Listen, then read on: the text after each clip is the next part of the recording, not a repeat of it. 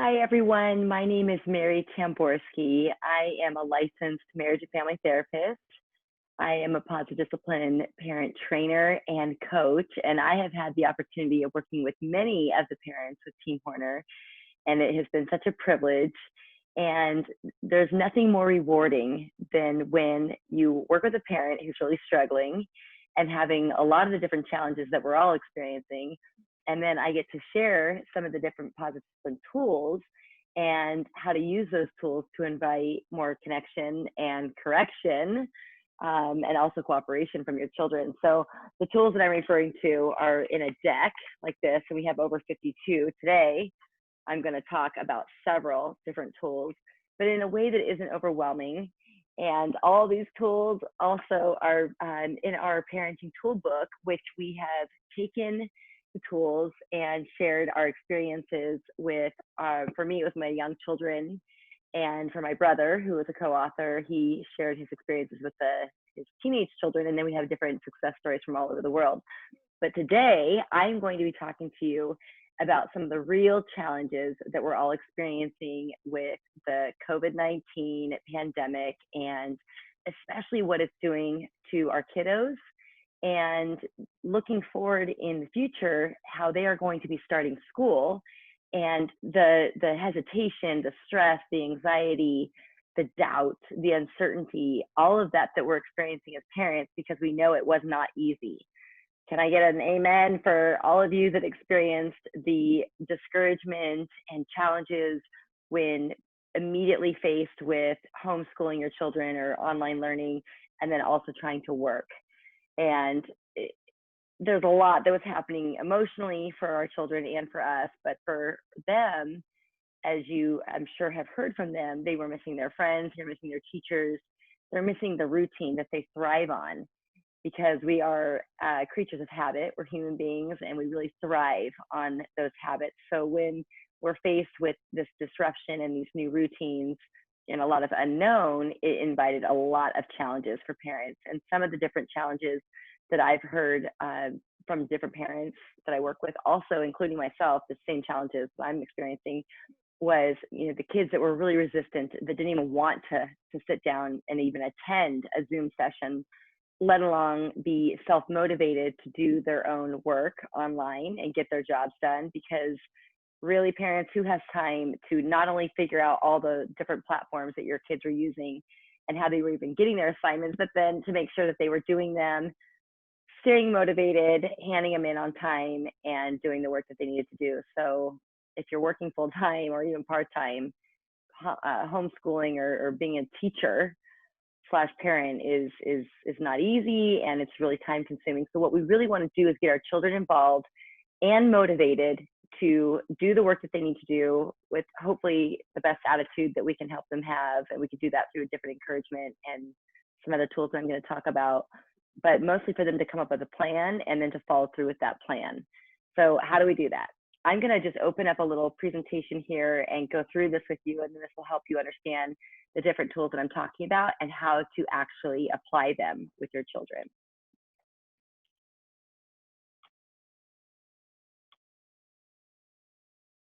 Okay, so some different keys to parenting during COVID. I mean, we already know that parenting is such a struggle anyway, without all these new challenges. And we could say that there's no books for this. We have a book that the tools are universal, so that's the good news, but there's no actual book on how to raise your children in a pandemic. So we're going to learn these tools together, and I can tell you firsthand from my own experience, I use these tools and they really do work. And then I also can tell you that I am far from a perfect parent. I struggle.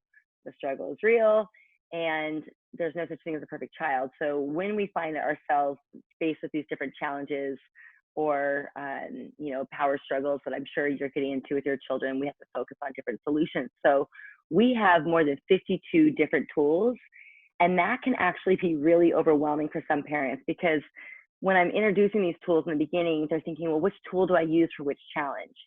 It's a great question. The good news is that of the 52, you could use maybe 40 or more for any one particular challenge that you're having. And I also want to remind you that when your child is misbehaving, it's because they're discouraged. We say that a misbehaving child is a discouraged child.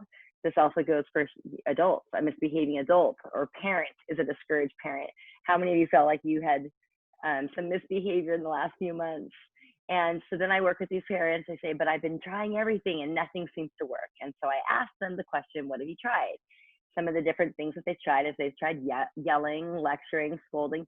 And I don't think that they mean to do that. It's just that they feel so fed up. That's what they go to. That's their flip lid state and their go-to response. Or sometimes there's even the punishment of spanking or slapping hands, grounding, taking away privileges, timeout, rewards. It's like we get so desperate, we're just going to bribe them.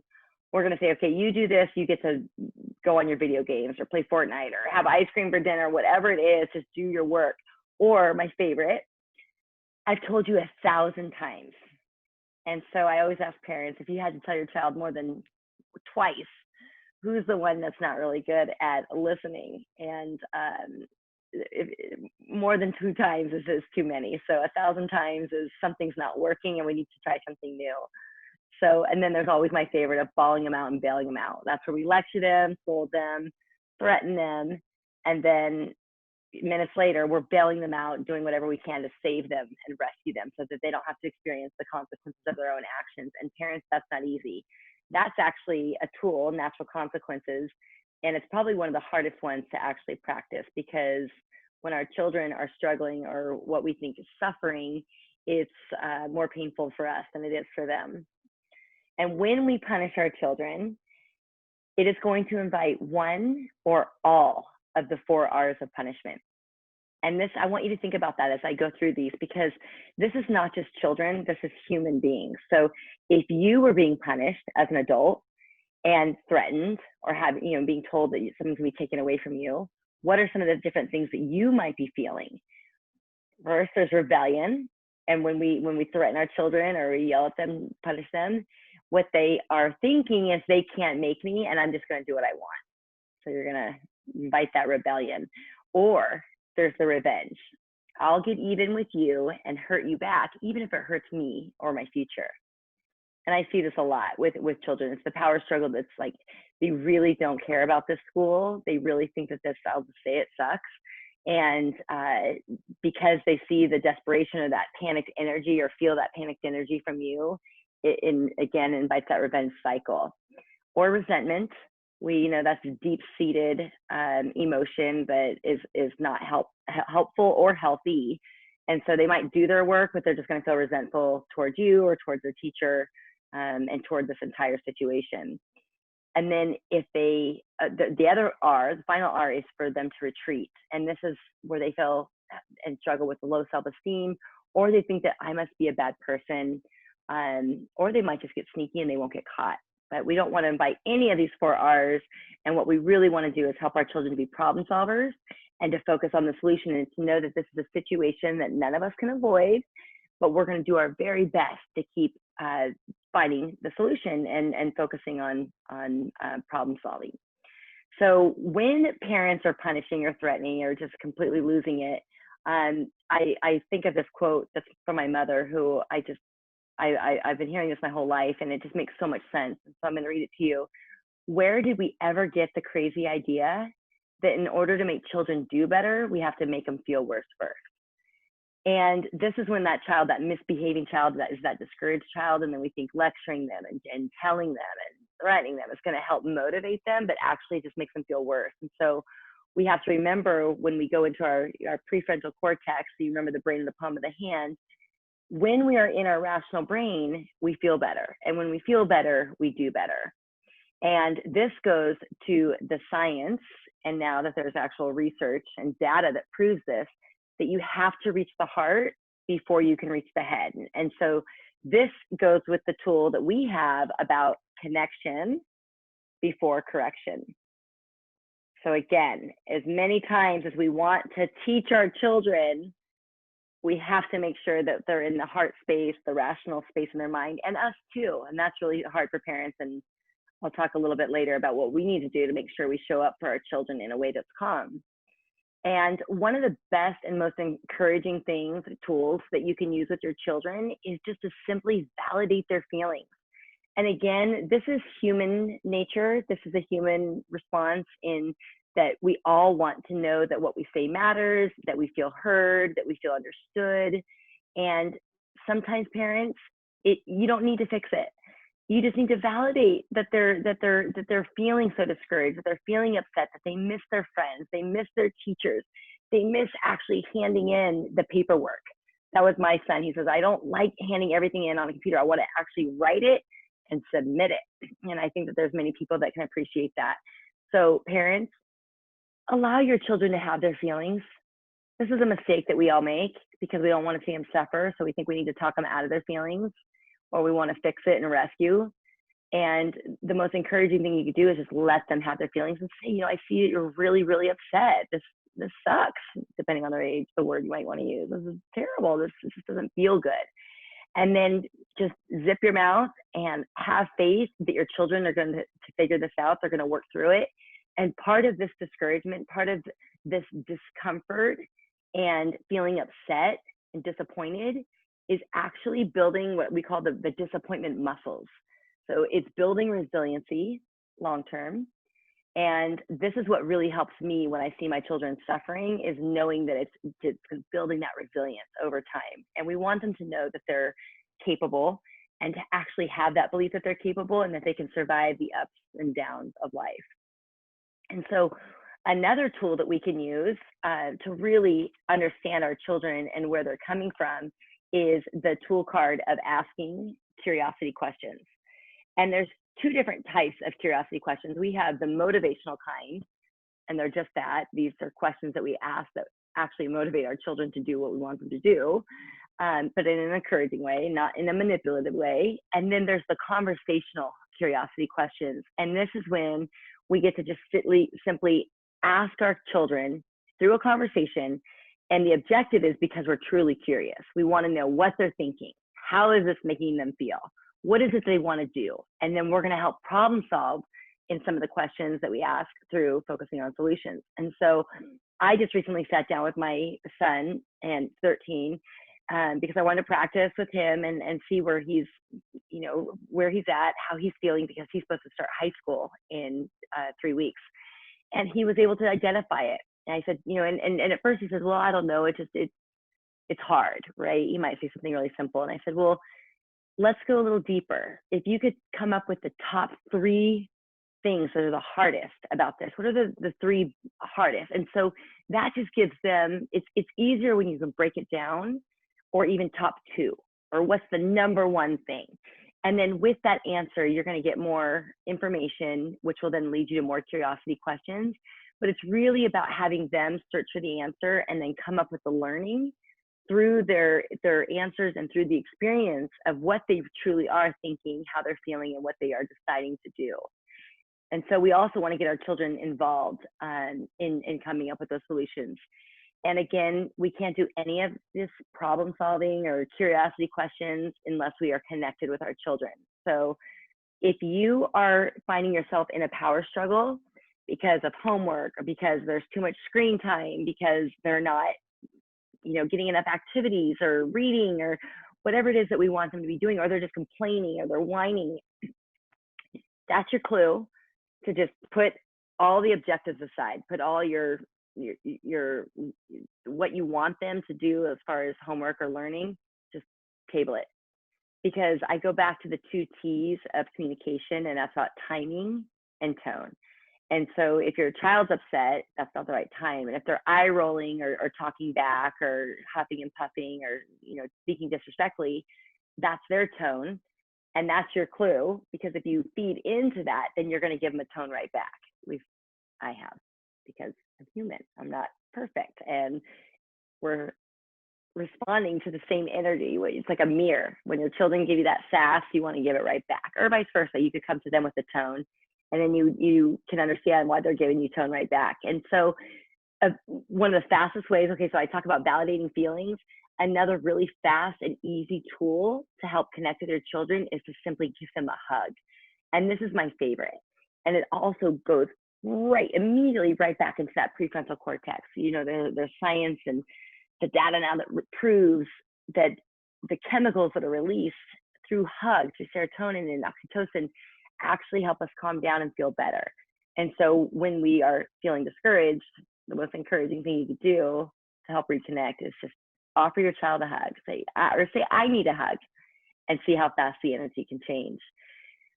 I mentioned this in another segment with you guys, and it's again one of my favorite tools. And it doesn't, it's not easy because it takes a lot of time and practice and skill. Is having regular family meetings, because we really, again, I can't stress it enough. When we have a problem, we focus on solutions. It's as simple as that. We're not blaming, we're not shaming, we're not threatening, we're not, taking stuff away. We say, okay, homework's not getting done. What are we going to do? So that's the agenda item. And then you sit down with your kids and you talk about it and you brainstorm all the different ideas. And so here's a picture of my family having a family meeting. And you can see that the one closest to me, he was 4 years old at the time. And we say children 4 and up are at the age that's appropriate to have these family meetings. And so when your children are under 4, you want to find something to keep them involved and keep them busy and active, because otherwise they're going to get goofy and silly and start being distracted. And so it's important too, this reminds me that you want to keep these meetings under 15 minutes. And so just for a review, the first step at a family meeting is to start with compliments. Every single person is going to give a compliment. And so if I was to go first, I would give every person in my family a compliment. And then the next person that goes gives everybody a compliment. So we're all giving and receiving. And that's starting with the connection, that creates that connection. Then we go to step number 2, which is focusing on the agenda item. And so the agenda item for you could be not doing enough chores, fighting too much with your brother and sister, not doing your homework, being unmotivated, too much screen time. Do these challenges sound familiar? So again, just put it on the agenda. And then you're going to focus on all the different solutions that you can. And during this process, you just want to write everything down. And parents, zip it up, zip your lips, put all the brainstorming on paper, and don't argue or debate or discuss these ideas, because when you go to step 4, you're going to eliminate every single solution that doesn't meet all 3 R's and an H. And the R's are related, reasonable, respectful, and helpful. Then you're going to have your family togetherness, your time and your event planning, including any special time that you're going to have. And again, creating special time with your children is really important. And special time is different from any other time. It's special because it's just you and your child alone.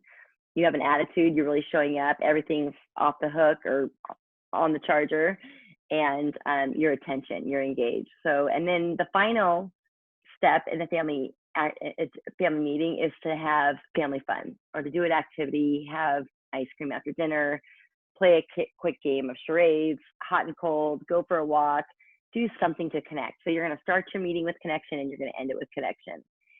So how many of you have found that you're doing endless dishes, endless laundry, just lots of cleaning? The more we're home, the more we're focused on the mess, the more we're actually making the mess.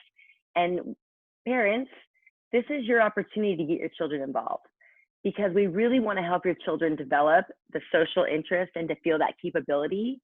And they can do this by learning family chores and practicing family chores in the home. And your highest achievement as a parent is to make your job obsolete, so that you can help your children learn these characteristics and life skills so that they can then survive on their own once they go to college. And as a reminder, all the tools that we use are effective long-term. It's going to help your children develop the life skills and the characteristics that you want them to learn long-term. So here is a example of a job wheel. This is one from my brother's family, where where the children, you can see that they created all the different illustrations and they wrote them down, and they came up with a wheel and they would spin it each week. And of course, this didn't last for more than 2 weeks, and they have to come up with another idea. Here's one that my boys and I came up with, where we had all the different chores and we just rotated the clothespins. But again, parents, I didn't come up with these ideas. My brother didn't come up with that idea. We want to get the children's ideas, because when the children give their ideas, guess what? They follow them. It's like magic. Recently, we had the boys suggested doing a 4-square. So we had a 4-square with chalk on the driveway, different chores were in each square. Whoever got out, that was your chore for the week. Again, I wouldn't have come up with that idea. They loved it. They were enthusiastic and they followed those chores. And then again, you might have to come up with another new idea, but get your children involved. They have really good ideas. Here's my children, one enthusiastic, one not so enthusiastic in helping with the laundry.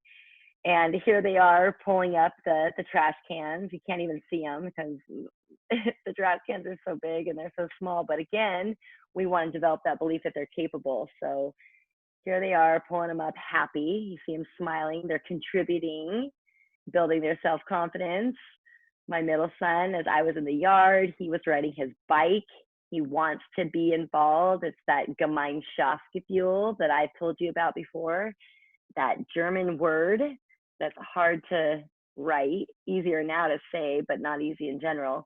And it's that innate desire that children are born with. They want to contribute. And so let's take opportunity while we're all homeschooling and working from home and being at home. There's lots of blessings in that, and there's also lots of challenges, but let's get our children involved so that we don't feel that resentment toward our family members that are not helping out and contributing. So one of my favorite quotes from Rudolf Dreikurs is to never do anything that a child can do for himself. And this is worth mentioning and repeating because it's so valuable. And oftentimes parents are doing too much for their kids. And when we show faith in our children, it helps them develop that courage and to have faith in themselves. And so you can use this tool either in tasks, but you can also show faith in them that they can get through the difficulty in learning outside of being with friends and teachers and in a classroom. Say, I have faith in you. I know that you're going to get through this, and list several reasons why you have faith in them, because they're capable, because they're patient, because they have grit. They want to push through. They don't give up, even when it's hard, and to really encourage them. And this is going to help them develop those disappointment muscles too, and that belief that they're capable. So here's an example of my child who was getting dressed by himself. I had so much faith in him that when we got to where we needed to go, I noticed that he had 2 right shoes on. So part of being the third boy of 3 boys, he gets all the hand-me-downs. So this is same shoe, different sizes, both on both right feet. So again, no harm, no foul. Another day he gets dressed completely on his own. And it wasn't until we actually got out of the car that I realized he had put his entire outfit on backwards. Again, parents, going on that Rudolf Dreikurs quote, he's capable. And we might need to use the tool of take time for training or small steps into really teaching him and guiding him. But we want to encourage him. And guess what? He didn't know that he made a mistake, or if he made a mistake, it was no big deal. He was like, oh, my pants are on backwards. And then I would say, what do you need to do so that they, go on frontwards? Oh, I need to turn them around. And so over time, but again, it's just that confidence that he's creating. And here's my son who had combed his hair, and he was very proud of that hair. And as you can see, he only got water and gel on the front little 2 inches right here, the bangs. But does he look ashamed or dissatisfied? No, he's completely capable, and he's building that confidence. So parents, letting go is a tool, and it does not mean abandoning your child. It means allowing them to learn that responsibility and that feeling of capability. So I'm going to end with something that I think is really important. And again, parents, this is something that I've been practicing almost daily, and it's not easy. And that's modeling good behavior. Well, I don't like using the word good, but modeling the behavior that you want from your children. So if you're always upset and panicked and anxious and worried, guess who else is going to be all of those things? They're going to, they see you, and it's like a reflection, mirrored neurons, they pick up that behavior. Or if you're not being patient and you're snapping at them every time that they, do something that pushes your buttons, guess who else is going to be snapping right back at you? Or, even raising your voice, or being super distracted, trying even talking to them in the other room. They don't hear you. You're like, what? Why aren't you listening to me? I told you. Well, Were you making eye contact? Were you down to their level? Were you talking to them in a calm voice? These are really important things that we want to model. And when we're upset, we need to take that time out. We talked about teaching your children or helping your children to create their own positive timeout several months back. And this is just a reminder for you, especially when the kids are under the age of 4, that the best thing you can do is just simply take your own time out. And so I have said many times in the last 4 months, I am too upset. I need to go take 5 minutes, or I need to go calm down, or I don't want to speak because if I speak right now, I'm going to say something I'm going to regret. And so guess what? 4 months later, I have my 13-year-old saying, Mom, I'm too upset to speak right now, or I don't want to say anything I want to regret. Or my 7-year-old just a few days ago, he's like, Mom, I'm not talking. And I said, what do you mean you're not talking? He says, well, I'm upset, so I'm mad. And I said, oh, that's great. Take as much time as you need. Would a hug help you calm down? No. I said, okay, come find me when you're ready. So again, we're giving them that space to get through those ups and downs, to get through those emotions, through those feelings, those are healthy. Having an emotion is healthy. Processing that emotion, going through that emotion is healthy. Letting them have their space is good. You can also model counting to 10, and I do that just maybe out loud. Maybe I walk away and count, or just taking deep breaths. This is something I definitely model in front of them because I want them to learn it. A 4-second inhale and like a 6-second exhale. Notice that after the 3rd or 4th breath, you really do start to calm down. This goes back to that whole brain science stuff, that you start to regulate, your heart rate starts to slow down, you start to get back into that prefrontal cortex so you can stay calm and rational.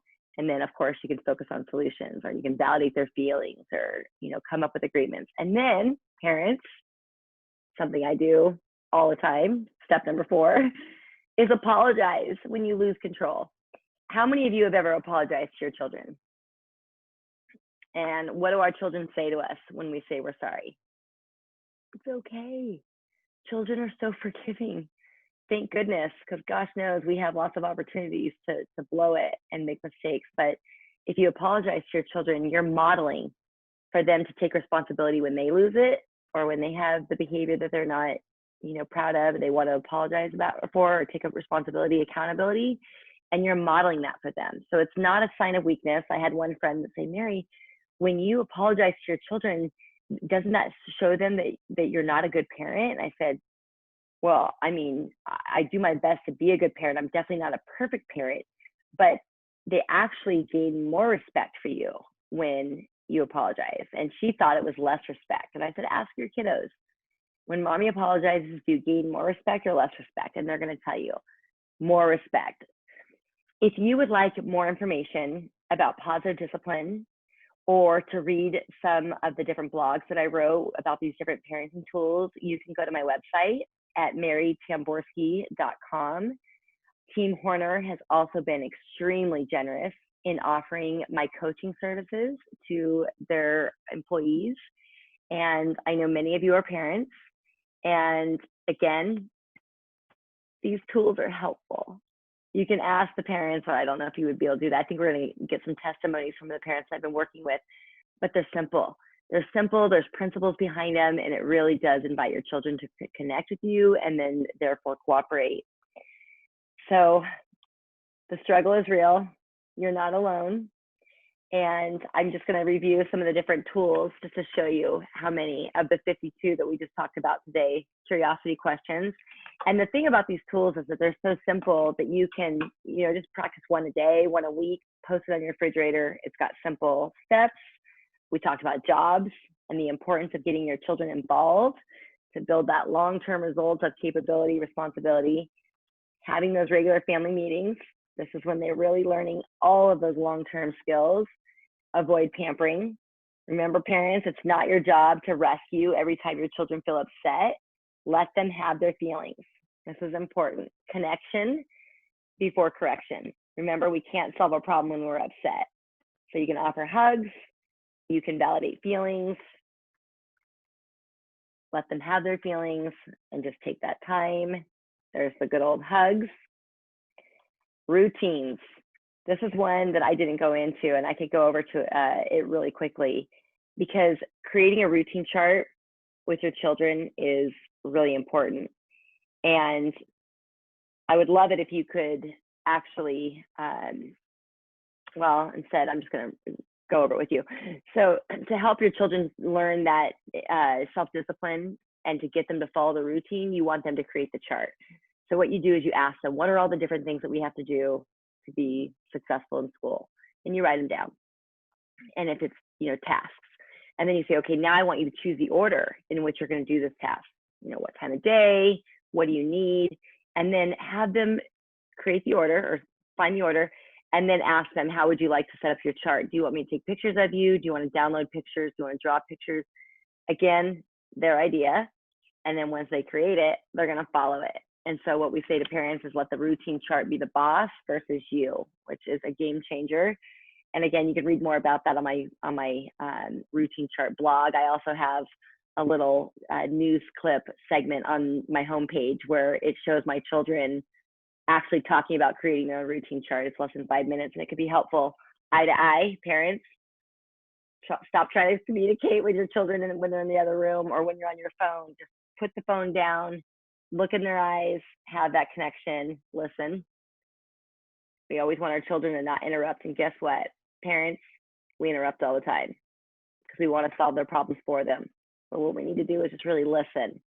And it says children will listen to you after they feel listened to.